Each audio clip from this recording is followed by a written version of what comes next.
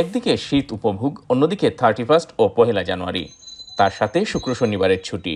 এই সুযোগে মৌলভীবাজারে সমাগম ঘটেছে হাজার হাজার দর্শনার্থীর। হোটেল রিসোর্টগুলো ভরে গেছে পর্যটকে। শীতের বন্ধে শ্রীমঙ্গলে আসছি। শ্রীমঙ্গল অনেক সুন্দর, অনেক উপভোগ করছি।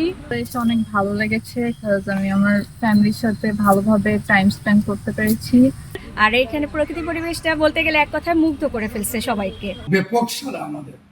আমরা এখন অনেক দিনে রুম দিতে পারতেছি না এবং অনেক আমাদের গেস্ট এসেও ফিরে যাচ্ছেন, আমরা রুম দিতে পারতেছি না।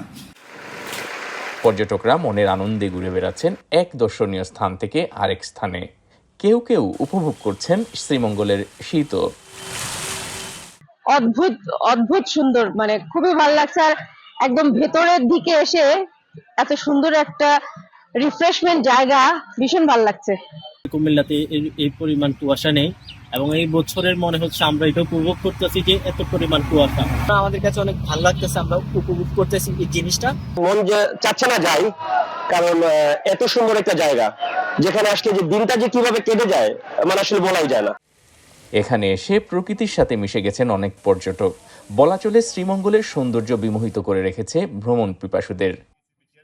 আমি এসে খুবই মুগ্ধ হয়েছি এবং এটা অনেকটা দেখতে দার্জিলিং পাহাড়ের মতো মনে হচ্ছে।